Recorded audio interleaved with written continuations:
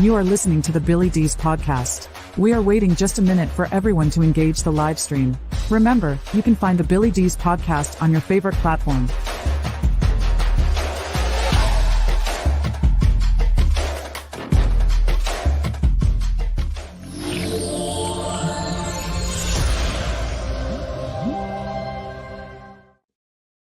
Well, hello, everyone. Welcome to those of you on X as well as Rumble. Very glad to have you here. Typically, what I do is wait just a moment for everyone to lock on to the live stream, and we record the podcast that is out on all of the platforms separately, and I begin that in just a moment. Typically, we are live Thursday at 8 p.m. Eastern Standard Time. That is our normal time. My co-host had another event, and I had about 3 days, Tuesday, Wednesday, and Thursday, where I worked 10-hour days. And I simply did not have the ability to get a good show together Thursday night. So I'm going to go try this on Saturday. I'm kind of curious about the Saturday audience, what kind of views we get, and so on. And, of course, I'm doing the show solo today, which is fine. So anyway, I'm going to get the show started here right now. Thank you very much for listening in. All right. Well, hello, everyone, and welcome to the program. I am absolutely thrilled that you are here. If you have never checked out our program before, we are primarily an interview and a commentary-based podcast. You can find the Billy Dees podcast pretty much anywhere podcasts are found. Today is going to be a commentary podcast. I am going to be talking about the Democrats, and the subject is the Democrats are on a path to lose the election. And they have no one to blame but themselves. We're going to talk about that today. We're going to get that started. And let me start off by saying that I am not a partisan. If you're new to the program, I always have to go under the assumption that there's new people who are listening to the program. I don't have a partisan ideology. I'm not one to, I can recognize good things that the Biden administration are doing. I could recognize good things that the Trump administration was doing, and equally, I could criticize them both. If you are in one of these camps that say, I will never vote Republican, or I will never vote Democrat, or I won't consider an independent because they're always a spoiler, more on that later. If you're in any of those camps, okay, you are putting yourself in a situation where you can be easily manipulated, because the powers that be will feed you what supports what you have already decided. And that's how they lure people in. And unfortunately, we have an electorate now that search for information based upon what they believe, what they want to be true, and what fits inside their bubble. When a news program comes on that we don't like, we turn the channel. When something comes up in our feed, we swipe right past it, or even worse, we block it. We don't want to take the chance that anyone is going to interfere with how we feel the world should be. And I'm really of the mind that, what we need to do is vote for the best person who is going to do the job to the best of their abilities. Now, the problem with that has been, quite frankly, that there hasn't been a whole lot of good choices. During my adult life, there's been very few times when people voted for a candidate. 1984. Absolutely no question, people voted for Ronald Reagan. 1992, absolutely no question, people voted for Bill Clinton. 2008, absolutely no question, people voted for Barack Obama. Now, here again, if you're making judgments about the people I just mentioned, you're missing the whole point. It doesn't matter if you liked these presidents or not. But they were definitely presidents. They were definitely candidates that inspired people to vote for them. What has been the case for most of those 30 or 40 years, to one degree or another, has been what is described as the anti-vote. Okay. Meaning that I don't particularly like choice A, but I know I don't like B. So therefore, I am going to vote for A because can't be any worse than B. So you vote against people now more than you vote for them. And here again, over the last 30 or 40 years, I don't know that Bush really inspired a lot of people. We could go, we could go through a bunch of them here. There just hasn't been people who grab people's attention like the rock stars of Reagan, Clinton, and Obama. And those people definitely had people voting for them. And in the last 10 years, this has been acutely the case. In 2016, the anti-Hillary vote was as responsible as much as anything else for getting Donald Trump elected. And in 2020, there's absolutely no question that the anti-Trump vote is what got Biden elected. I don't know that Biden has ever been that inspiring of a politician. He's obviously won enough to remain in government over the past 30 or 40 years, but I don't know that he has been a transformative figure. And 2020 was a bad year. There's absolutely no question about that. I mean, that was COVID was going on, and all the chaos around Trump was swirling around. And I kind of believe that this is what we have for right now. Okay. I kind of believe that he was meant to be a one-trick pony, what you might call a one and done. Okay, we're going to put you in there for the anti-Trump vote. You are going to be the catcher for the anti-Trump vote, but then you're done. But that didn't work out. He's still in there, and he's still planning to run as the candidate for the Democratic Party in 2024. Now, I don't know. I can't believe that somewhere in the Democratic Party, they know there's a problem. And I want to be very clear here when I talk about Biden. This is not to disparage the man as a human being. There's way too much of that in today's politics, and I don't want to engage in that. But to be objective here, this is a man who is not the man he was 4 years ago, certainly was not the man he was 8 years ago. He probably should have run in 2016, but Hillary won the coronation that year for the nomination. And he's got limited intellectual capacity at this point. I believe that that's very evident. It's certainly become noticeable in his physical movements and the way he handles himself. I personally believe that this is a man who should be enjoying his retirement at this point. Sitting in the backyard, drinking some iced tea, playing catch with the dog, and watching the politics play out on the TV. This isn't a person who should be under the pressure of the leader of the free world. This is not the best option. So I say that not mean-spirited at all. I just don't believe that this is the optimum case for what the Democrats should be putting forth. Now, I've heard rumors that Governor Newsom could pop out of the woodwork somewhere. Also, Michelle Obama is another one that's on the rumor flight wheel. But, at this point, my criticism is this. You've had 4 years. The Democratic Party has. The Democratic Party has had 4 years to cultivate a candidate. And I can't believe in the huge swath of people that are Democrats, up and comers.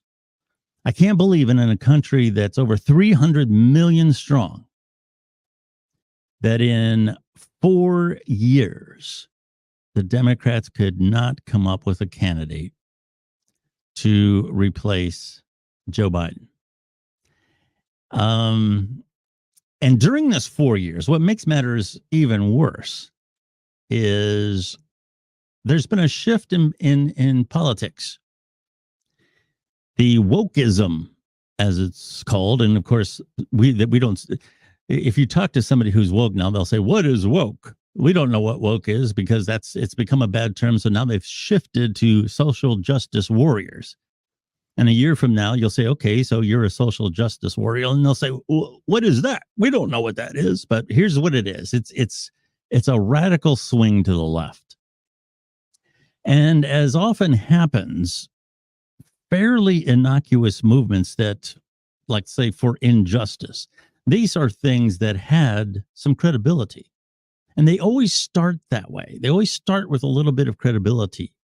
And they're innocuous in that who could criticize justice for all, or, taking care of people who are part of segments of our society who have been passed over or what have you. I mean, who could argue with that? But as they gain momentum, it's just like a bill in Congress.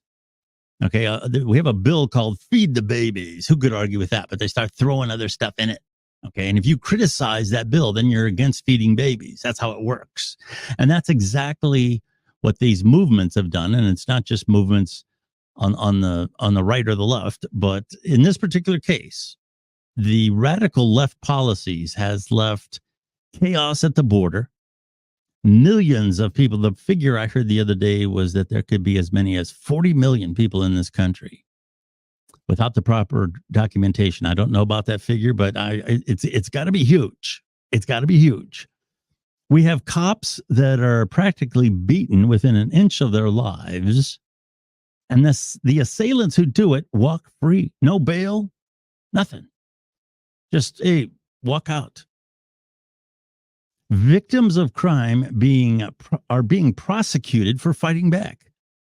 If you have the audacity to fight someone who's robbing you and you hurt them, well, you can't do that. You violated that person's rights.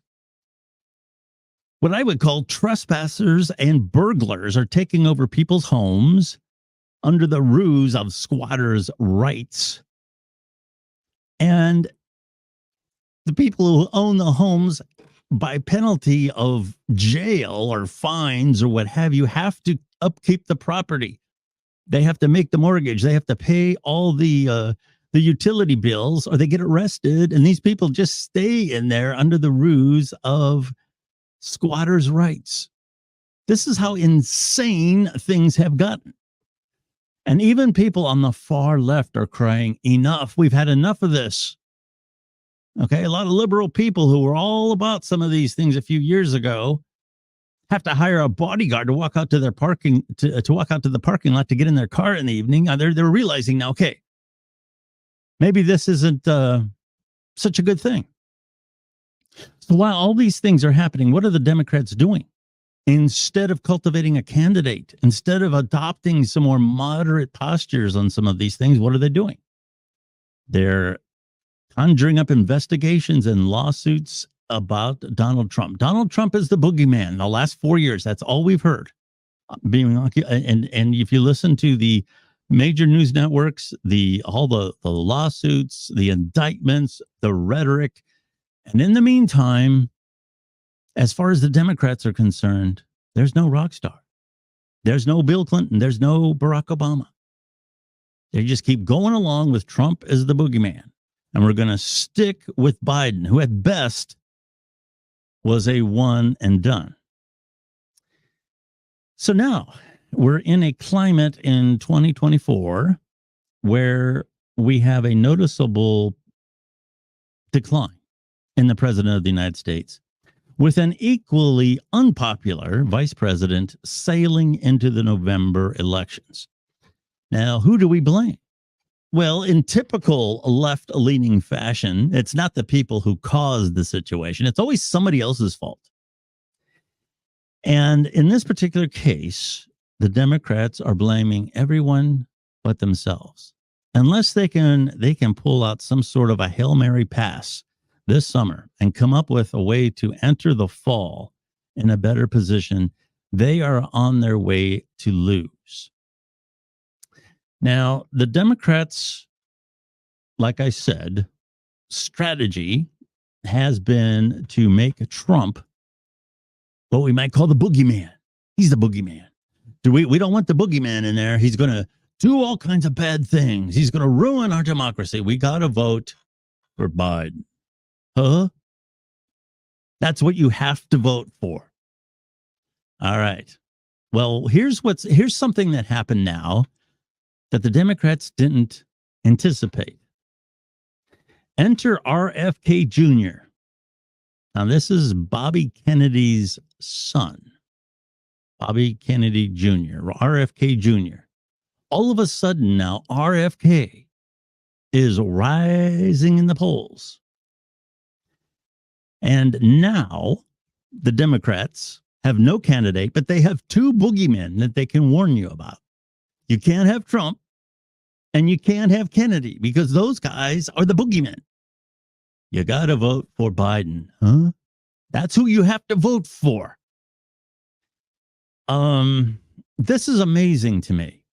This is absolutely amazing to me. I'm going to play a little clip from Morning Joe. Now, years ago, I used to watch Morning Joe, not every day, but fairly frequently. Sometimes I agreed with him, sometimes I didn't, but I always felt, on balance, he wasn't bad.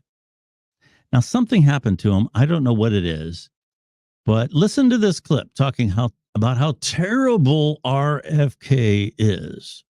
And this terrible guy is going to help elect another terrible guy.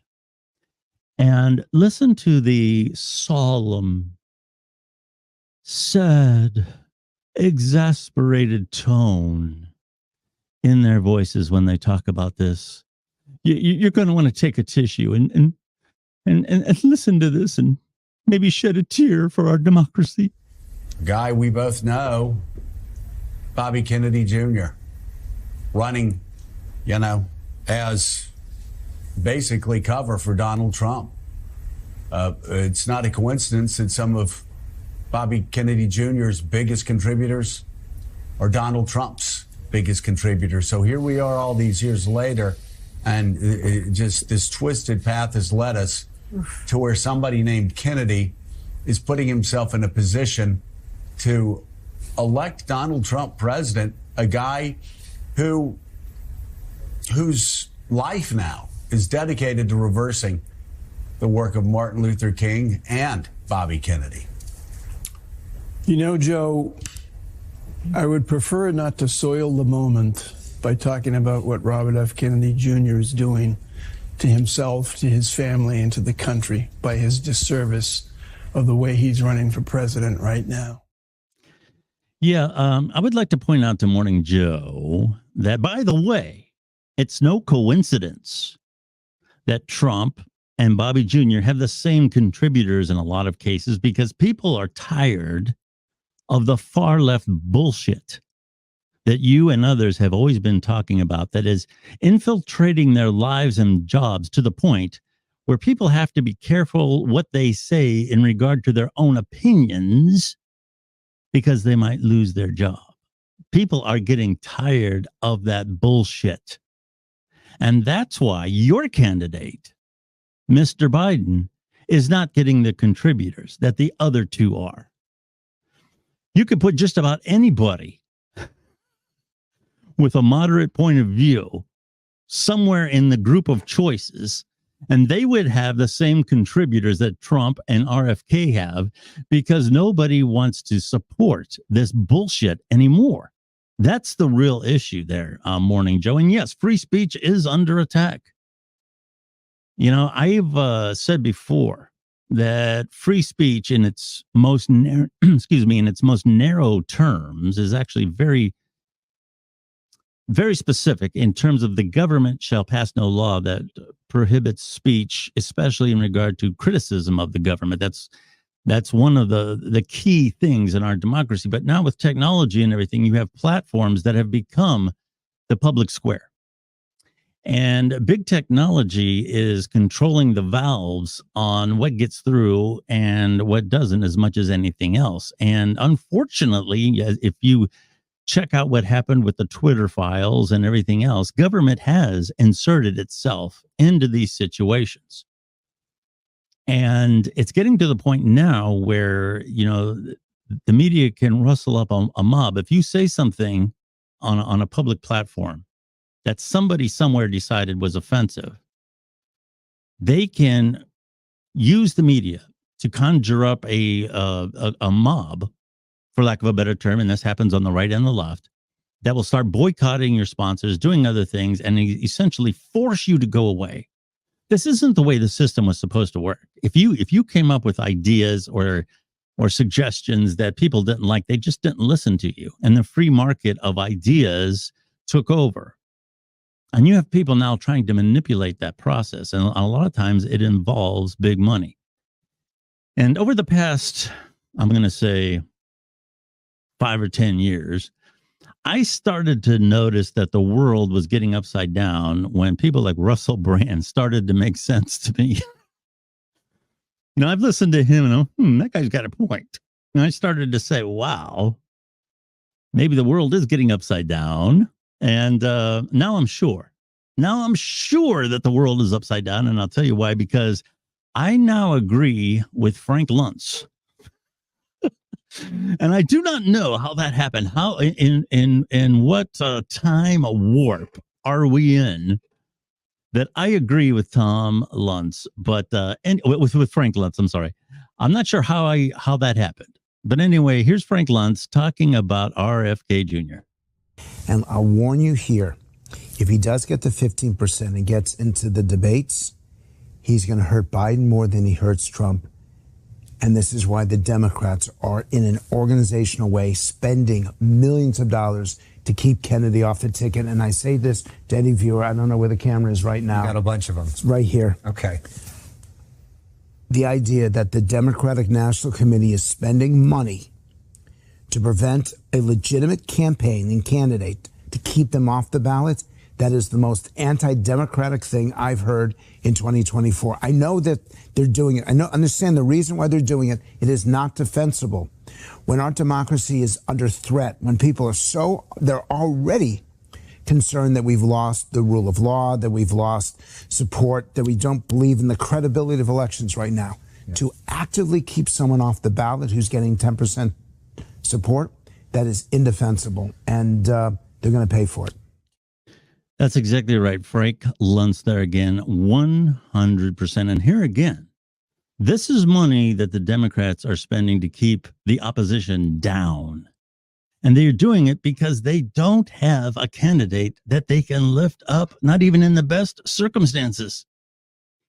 And this is maddening. It's absolutely maddening. It is sheer manipulation of the media and the political system that we have.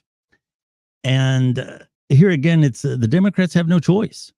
They have no candidate. They have no recognizable platform except being unable to speak the name of victims of murder committed by illegal border crossers. And I don't care how you divvy this up.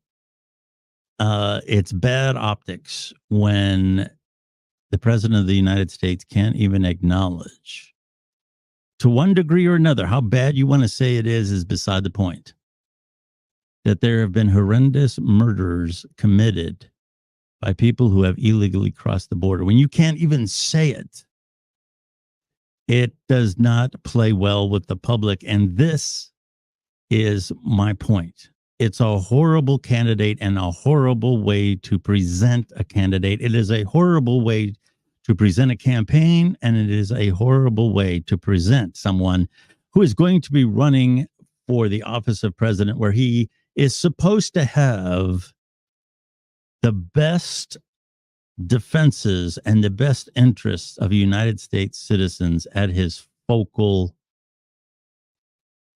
observation, his focal purpose.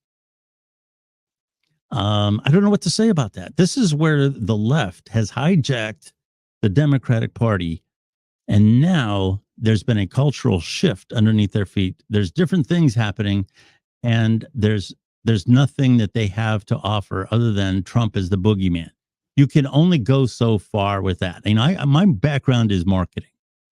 And what we used to call comparison branding only has a limited effectiveness. And what that is let's say you have Coke and you have Pepsi, and you put them both on a table and you ask somebody to taste them both, and which one do they like better? And let's say you're a Coke person, and the person sips the Coke and says, oh, and tries the Pepsi and says, oh, I like the Coke better. The Coke is better. I like the Coke better than the Pepsi.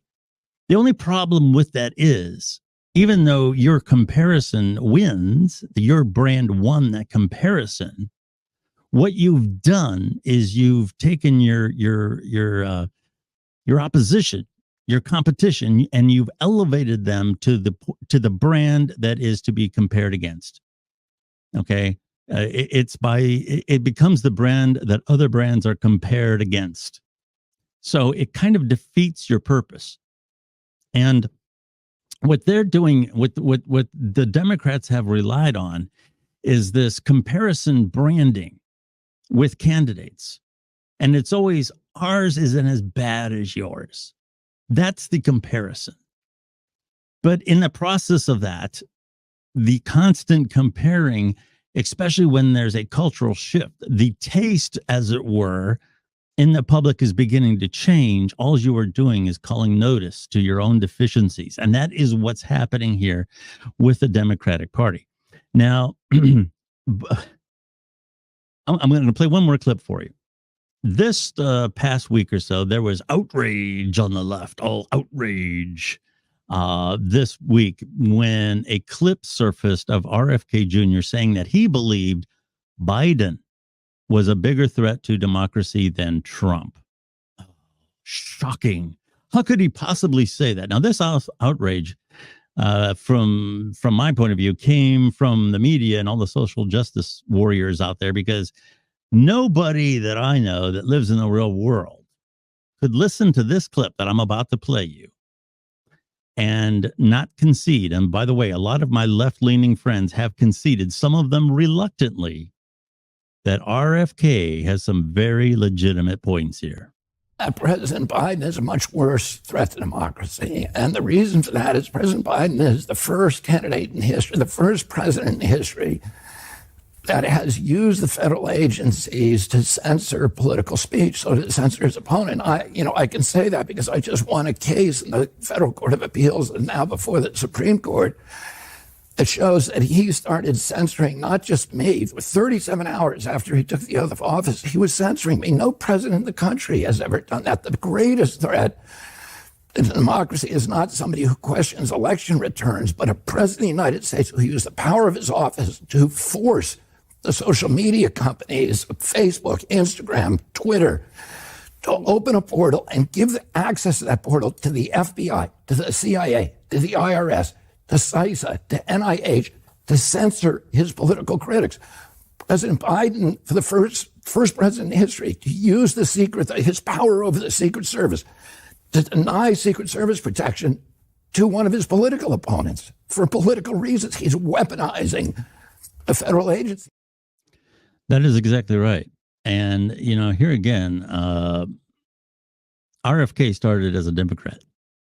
And the DNC showed a viable candidate the door, much as they did to Bernie Sanders in 2016. Even if you didn't want, if I was a Democrat from a marketing standpoint, and Bernie Sanders at that time was riding really high in the polls with young people, and if I was managing the Democratic Party during that time, even if I knew down deep that I didn't want him to be the candidate, I wouldn't have showed him the door. There were a lot of things that you could do from a marketing standpoint with that.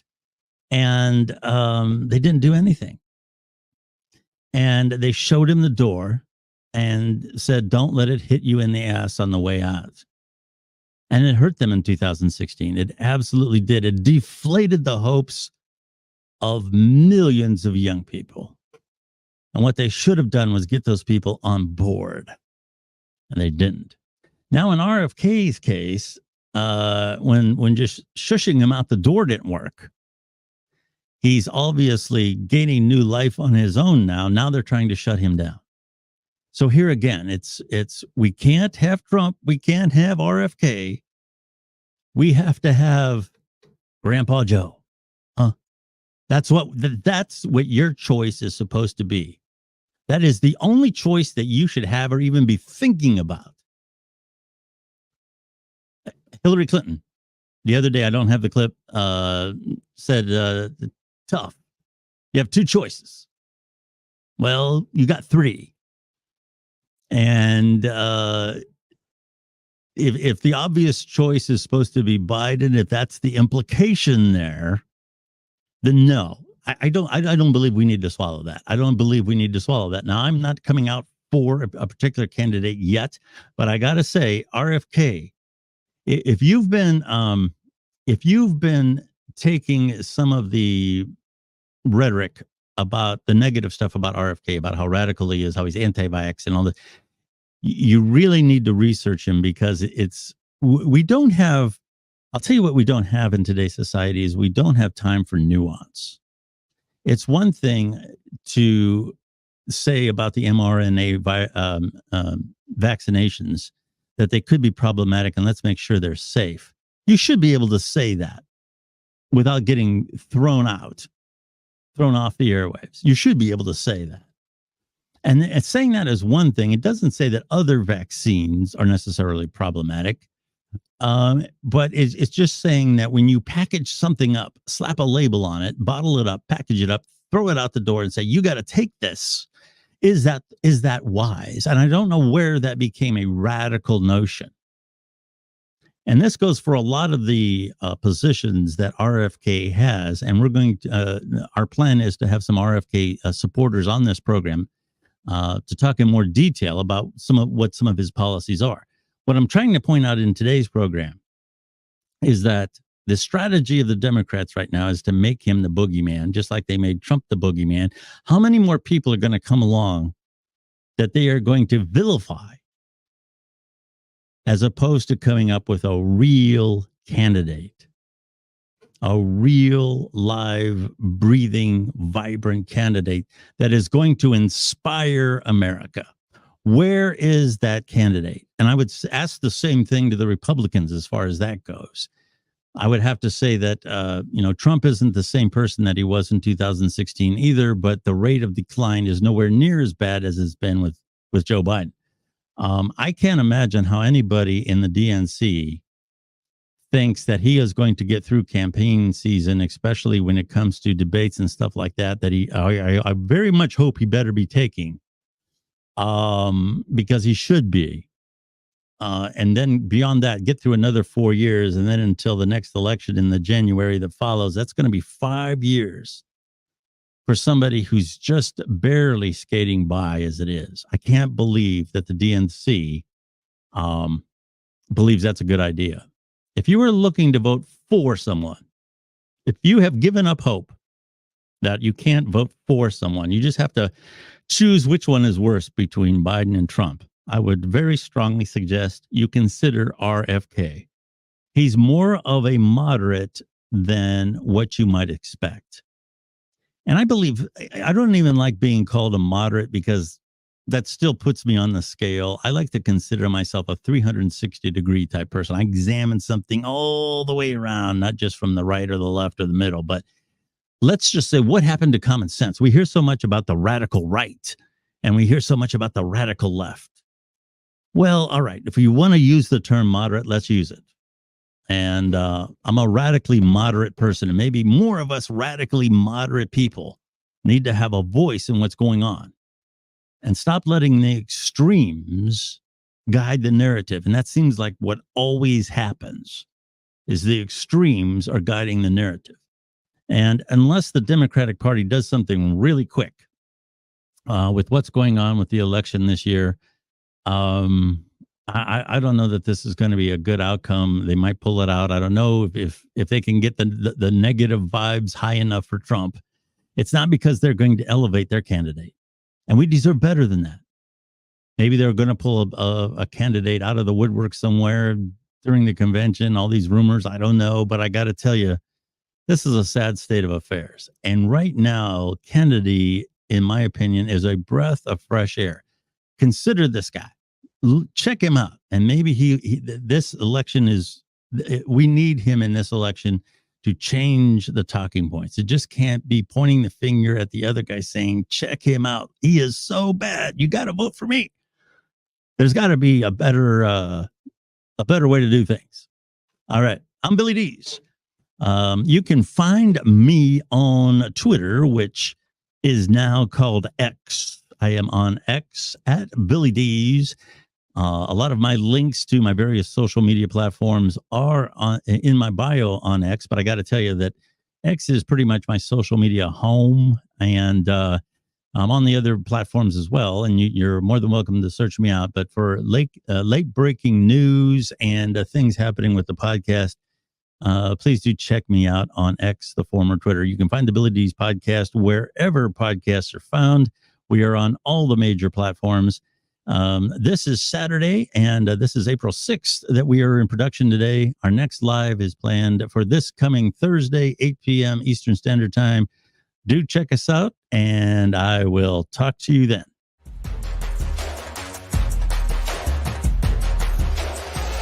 Thank you for listening to the Billy Dees podcast. Follow Billy Dees on X at Billy Dees for updates about the program.